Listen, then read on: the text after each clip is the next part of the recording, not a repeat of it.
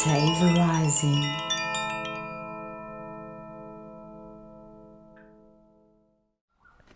Yay! Yay! Yeah, we got to start out cheery when we're covering the heavy stuff, right? Yeah, well, before you introduce us, we'd like to thank you, Zane, for hosting us. Yes. Oh my God. It's Since his name was not mentioned as the host in the last recording, Zane, beyond superhost. a pleasure. Pleasure. Can you say it? Plaisir, pleasure. Yeah. We all wish we had South African accents. Totally. Yay.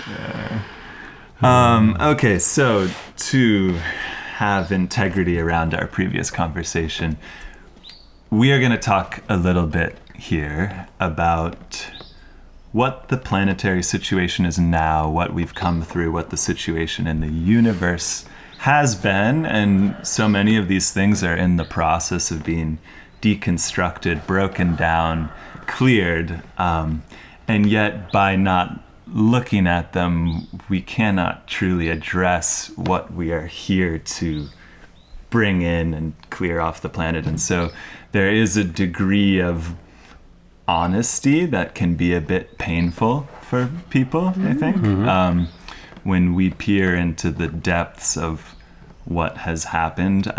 I even have tuned into Creator, the pain it has caused Creator to watch its immaculate, beautiful creation descend into such depths and inversion, and yet in the purest, undivided frequency of love, Creator has allowed all of this to take place at some level so that we can now reach this new era, this new octave.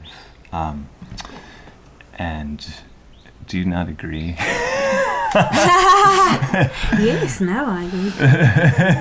It's just been a big event. So I was watching you and feeling you. Right. It was, I mean, honestly, that was a painful realization for me, even to understand that at some level this has been allowed, and it had to be allowed because by being a free will universe, that's the only way that you give your creation unlimited expression. And anytime you put a leash on it, anytime you put a tether and say, well, you can go explore all this, but you're not allowed to go here, here, here, and here, it's no longer unlimited creation.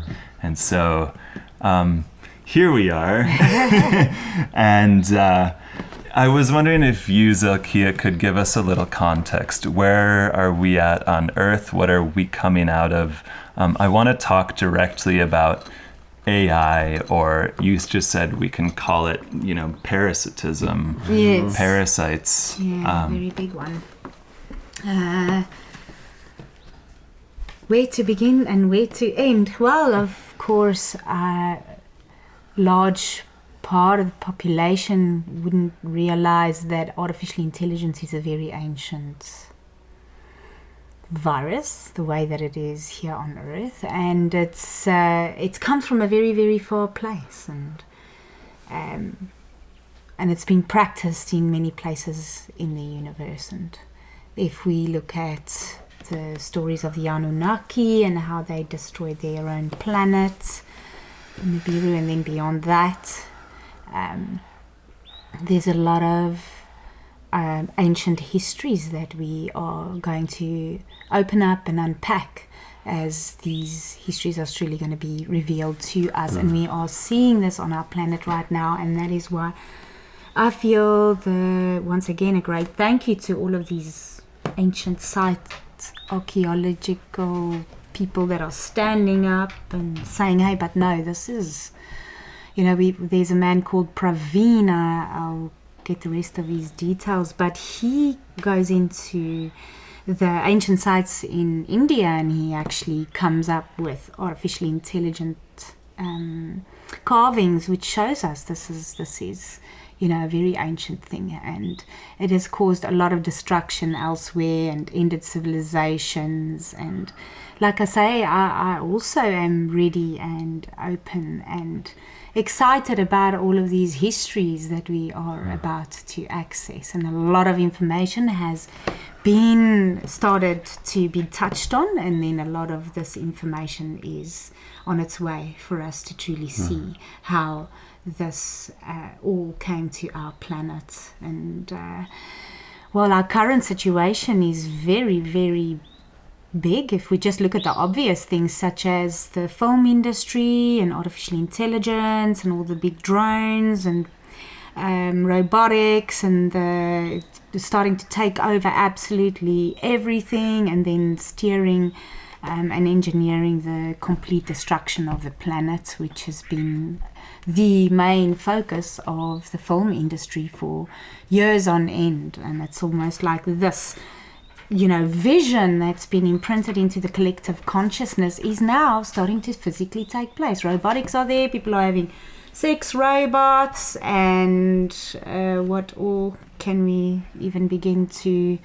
replace with artificial intelligence? Every single thing that a human being is physically doing in a factory or in a hotel or flying a plane, or all of our police forces, judiciary systems. I mean, these things are well on their way. An artificial intelligence version. And the obvious destruction that we are currently seeing, and the way that this is headed, is obviously quite dangerous. I mean, if you look at the film industry and what they project, and the control and the structure and the weaponry and just the advancement of control more and more by creating suffering, it's all shown to everyone right on the screen.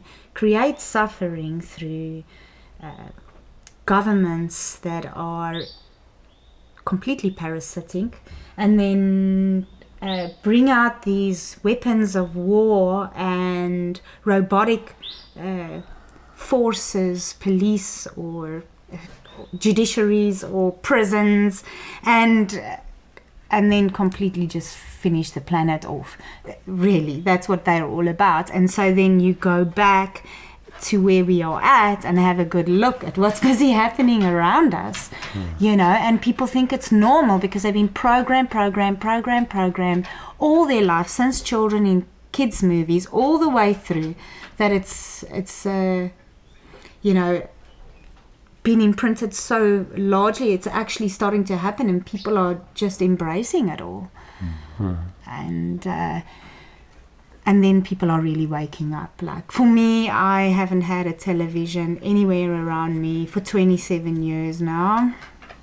And I watch the human collective consciousness and the kind of things they talk about. No one has really a conversation but to what they've watched on TV or a film they've seen, and then the inspiration of loving the self with all of the, from the AI women, the AI men, the like bionic stuff going on, and what do you call it? Like parabolic. It's an endless purge out on the table right in front of us, and we are here to take the trash out. How do we do it? What are the ways? The solution? How do we replace and upgrade every single product, service and technology and system here on Earth into a respectful part of creation itself that is completely partaking with creation? And that is where the inversion comes in, because cities and the way things are built, the infrastructure of everything, the way sewage is done in cities, everything is inverted and the opposite of what creation does. Everything, it's really very clear to see. And It's just how are we going to take the trash can out? Where are we going to put it? How are we going to make a better, how are we just going to really make a version that works for all of life?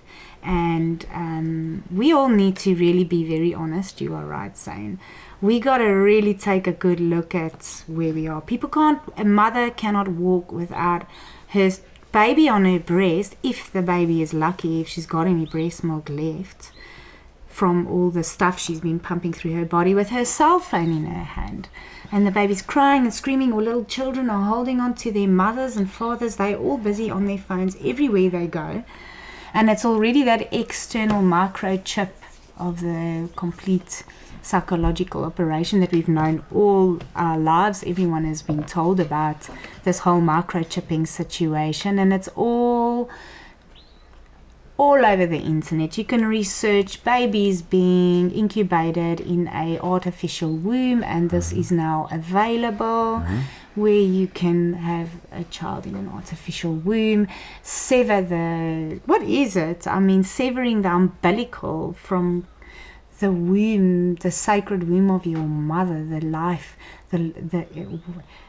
there is very big illness in the collective consciousness mind due to this inversion and all the suffering caused. And the only thing that's going to heal it all is love and shift it all, and of course some firmness and standing together, and yes, cleaning up some relentlessly soulless situations. And yes, of course, like AI as well. We need to upgrade technologies that are frequencies that when we listen to a bird and another bird replies, or whales and the frequencies they give off, and dolphins, those are there are frequencies beings have come to bring forward and patented, but then they all disappear with the patent. And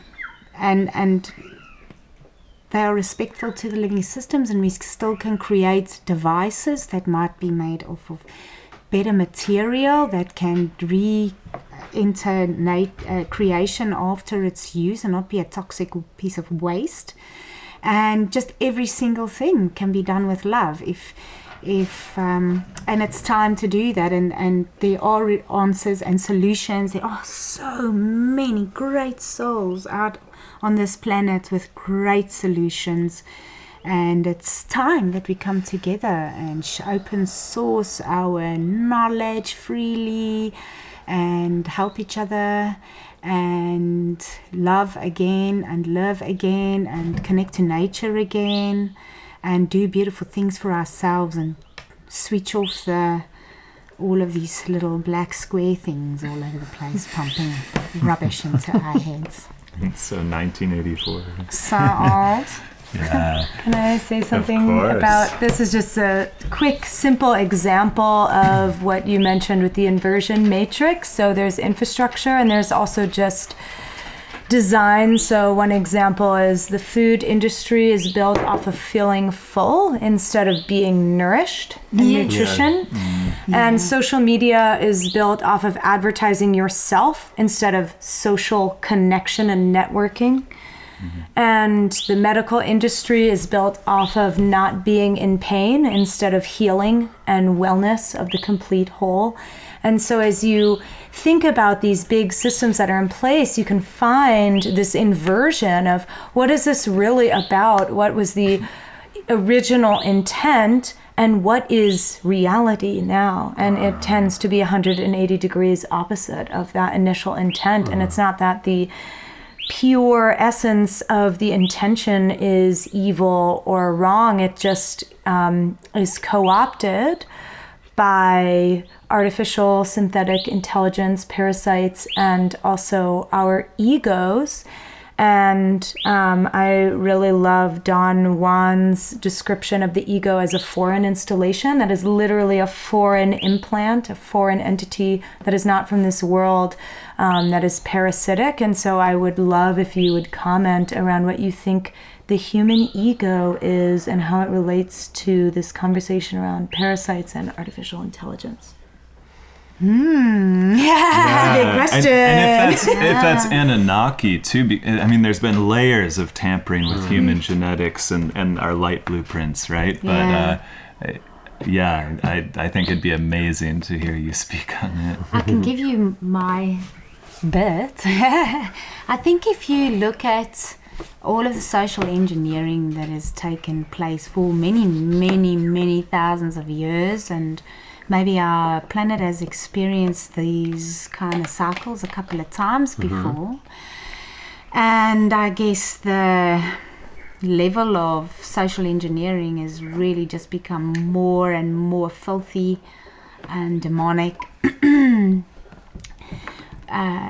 Engineering the collective with warfare, men, young boys coming 17. That was in my family. The men were all 17, ripped out of their little homes, teenager boys, straight into the military, guns into the arms, and out to fight for your family, and be a man. And it's absolutely such abuse, such deep suffering. These men have all come back damaged, deeply damaged, and they still wanted a life to have a wife and a child and get married, but they had become abusers and those women and so on. And that's just one part of the driving and steering the collective consciousness and personality into one of suffering and submission and degradation of self and loss of self-respect and love of self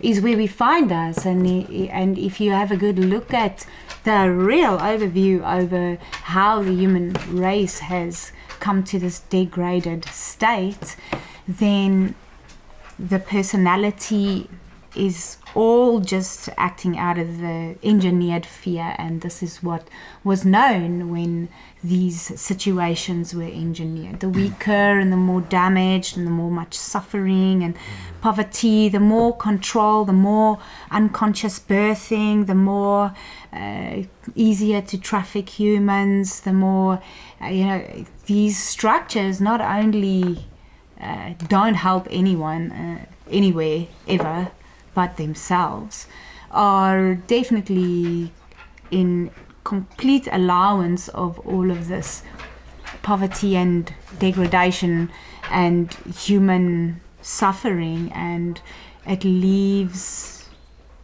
a personality, a pain body, a possession of entities, yes, because it's a wound, and through that wound comes, and not being, like you said, cared for, then that wound becomes an entry point for a painful reaction, suffering. And then, of course, when we look at other dimensions, this would involve demons and entities. And so how much of the soul is even in the body, and how many ways can we have a look at this? And from how many angles. But yes, when there's been large abuse and lineage, responsibility and bad behavior around a being that couldn't find any other way to be because they never knew anything else or knew there could be something better. But then the wounds are what talks in this person's response, in humanity's response right now. It's the wounds, it's the suffering. And yes, this is an entry point of an entity, which would be a demon or a parasite, and then of course artificial intelligence is a major place to become addicted when you come into the film industry, pornography, social media, what all else. Video games, I mean, and then you've got all this rage and anger because you've been so abused and no one even comes to get you out under the bed when you cry. And you get this game and you get into it, and it's war and it's hatred, it's ripping people's heads off and going into all these advanced cities and all of these sick stories of absolute non-stop debauchery, and then comes, yes, full possession really by suffering, and then a controllable, very easily trafficable planet and race. Yeah, and it's, I mean, it's so evident. One of the questions I had on here was what is the end goal of this synthetic creation, the AI? And it's like, it's what you're saying. I mean, you just answered it in a way, right? It's to create a cybernetic consciousness that is biological and still connected to source, but only as an energy source. And it's completely reprogrammed into this synthetic timeline where there's total control and domination at every point. Yeah. And even the beings involved in some of the levels of control structures on the planet, whether it be a African president being paid off $1 billion to run up with all of these movements that are destroying our planet. They don't know the level of what they're getting themselves involved in. They're not. Their consciousness is just in absolute greed and control, and it's through this that these movements are able to access controlling others, as well as, like you said, that possession, like Dan Juan said, the embodiment of entities, parasites, suffering and demons. This is where all these zombie stories have been always pumped into the 3-year-old little children with their zombie shirts. It's disgraceful, and it's always been placed into the mind from a small child. So, Zelkia, I think that there's a nice bridge on something that I actually had asked you the other night on your perspective that, you've mentioned a few times here, demon infiltration or these other kind of like entity attachments. And, that's something that I when that word would come up, I think that's something that is going to automatically get kind of organized in a person's mind towards a religious kind of thing. That's like we typically encounter language around like demons or things like that through a religious context. But what I had asked you was, what is there a connection between this kind of demonic energy that we would think would be like a non-material, non-physical type of energetic expression, and whether or not that's connected into the artificial intelligence? And talking then about the Baphomet constellation, as you had spoken about before in some of your stories, that is that bridge gap, and so that I found that very interesting, and I was wondering if you could speak a little bit more about that. Okay. Well, through my life from a very small child, these dark entities and energies and maybe demonic type of experiences and encounters had taken place, and I went through a whole lifetime of hearing a lot of things that others have experienced, and then meeting Rhoda, I'd seen a lot of entities and beings in houses and in different places, and the visions did get stronger at stages, and there they were,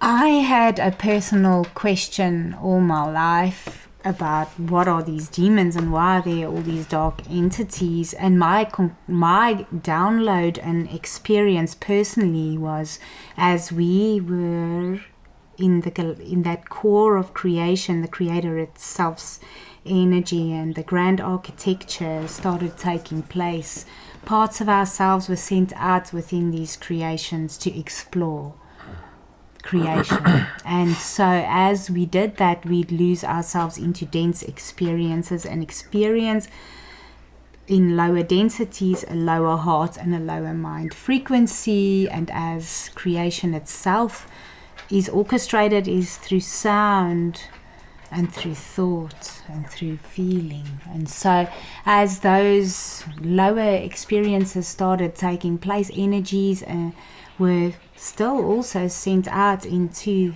creation and would come back and create possible entities. More suffering, the more pain, the more these entities would then take form through our own unconscious creation, because deeper and deeper the fool walked away from the sun, or the prodigal son turned his face away from the sun, the furthermore the forgetfulness of who you really are took place. And that is where the forgotten of the thought and the word and the frequency that we pour into every moment was forgotten. And the spin out took place in, let's say, these kind of dimensions where wars and famine and suffering and control took place, and these entities took more and more form until an entire constellation had come about. To me, like maybe a dimension. And so in the storytelling, it would be I had an experience where I'd seen Baphomet, and the constellation was behind Baphomet, all of these different layers of hell. And I hear people, when I speak about this story, that they talk about something called Dante's Inferno, which I've been told so many times to read, and many stories. Many beings have written of their experiences or made movies of their experiences. And today, if you look at half of the human population, the possession of suffering and the true nature of man is not always present. And these old energies and densities that have taken forms and dimensions and realms and worlds have caught up with us, and it's now that we are breaking the chains of all of our histories, and a very big cosmic story is about to unfold. And really the very, very precious part about our planet is that she is, as I felt within myself, the center point of this big spiral of transcendence of many the cosmos within which we are in. And who knows what creation is possible for us as beings coming into this consciousness, as our planet spins out and collective amounts of human race comes into realization and has the full remembrance of our sacred original selves, and then comes into this painting and says, now we are painting from our beautiful artistry from the inside. And that means we clean up all of the debris of all of the experiences we've expressed within our own painting, and clean it up and clear it out, and realize what kind of expressions and adventures might lead down into forgetting the self, and see how can we live and begin to incarnate fully remembering ourselves, in full remembrance, and in full remembrance of our art inside, from the inside. Yeah. Wow. It's so beautiful. Beautiful. Thank you. Yeah, I mean, Thank you. I feel one of the things I've seen with what you're talking about is it's almost like the amplitude of creation has grown. Like if you were looking at a sine wave on a chart, the depths to which creation descended deep down, and a lot of this is our creation multidimensionally. Yeah, us, the creators. The creators descended, right? And from that depth, now we're on this upswing, and as we move up to a yet unknown height, the amplitude of all of creation is increased through us. So does that make sense? I don't know if that description is... Is it about the octave view? It is about the octave, of course, but yeah, it's like the diversity of experience, the diversity of creation has grown by descending into those hell worlds. There's now untold worlds of light and beauty and creativity that are the rebound from that. Yes. And that is, we're right at that transition point right now, where the darkness is moving into this incredible expression, right? Can I say something in response to that? Because I think it's important to also put out there in our collective vision of Nova Gaia and the new octave is that doesn't mean there's an inherent downswing. It's not actually a sine wave that's repeating. So the inversion matrix has kept us in a closed loop, a circle, and creation is a spiral. And sure, spirals contract, but then they expand. And so moving out of that sine wave where we've come out of the depths, we're transitioning, we're reaching these new levels of creation, and that can continue to spiral outward instead of rubber band back in. So just meditating on the image of the spiral instead of the circle. We're not in the Ouroboros repetition of cycles anymore. We're coming out of this into expansion eternally.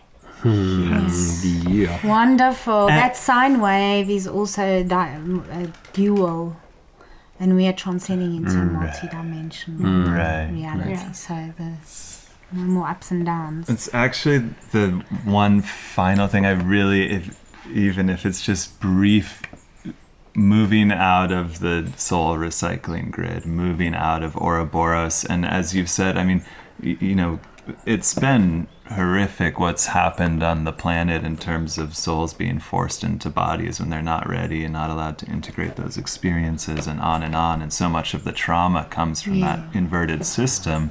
But as you have now seen there now, yes, well, really, with the incarnation cycle and grid, and as my own energy feels into our incarnations, I remember a time where we would incarnate and fully integrate this in a temple, a sacred rest place, and then really deeply, you know, see what the next incarnation will be on a very high, like, and pure and godly level. And then, of course, we have this massive recycling grids that had been placed around the earth, completely hitting souls back lifetime after lifetime, thousands of lifetimes, weakening the soul entry, the body, and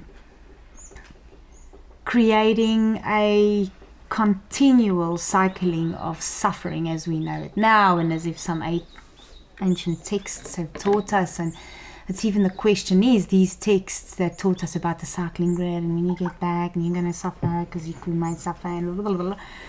It's been on and on and on. And is it part of those who created the grid to create religions that would make you have to hold on to the fact that you're continually recycling? And then, of course, other movements that have said you only have one life and then you're over, like either you're going to burn for 1,000 years, or which people are doing anyway on earth without having, you know, it's Totally. The suffering here is already enough. It's more than enough. And so recently in the I've heard a couple of people say a couple of things about the shifts in souls, and certain souls are going to go there and this and all. But in the meantime, for myself and my experience, we have definitely seen stellar gateways opening up, and the grids are definitely have been dismantled at very high amounts of the grids. And there are grids within grids over certain countries. But these grids have been massively dismantled, and there are beautiful stellar gateways that are available for all of the souls to go through, whether it is a being that is transcending and really truly bringing the high dimensional frequencies into the physical, so that a physical form at that level of consciousness can be experienced for the first time, or a very tired recycled soul or being that's been through the incarnation grid constantly, through many lifetimes of suffering and sacrifice and betrayal and lies and lots of damage, lots of entities. These beings will go through very certain specific gateways to be recalibrate prior to incarnation and be given the opportunity to incarnate the way it's supposed to be, where you make your decision of your next experience and heal and these kind of things. So with the grids breaking down, we like saw massive grids and other layers of grids over Germany, and then these grids breaking down inside internally as well. So if you see any of those kind of experiences in your journey where there are grids involved, it's you, like you said, Zane, putting your vision onto the darkness, and that is where grids, as you have also experienced, openings in these grids, and that they are being sutured and cannot be closed again. So the souls, currently we are witnessing a massive departure on our planet, and this departure has been given the gift of the stellar gateways now. There are still a lot of things that need to be broken down, and there's still a lot of debris that needs to be transmuted, but there's a certain level which we have as a human race attained, and I wish us all the most wonderful adventure into a most beautiful vision here Wow. on our earth. Yes, I just feel like that's so healing. Thank I mean, you. for me, when I heard that, it's like, yes, because we see people departing and it's always painful. We love them. And yet to know that they're free as organic creation intended, and they're... And some beings, I mean, really, they're just holding on to fear because they don't know that there's just a beautiful gateway waiting. Really, how nature works is every time a being departs, there's a little stellar gateway into the next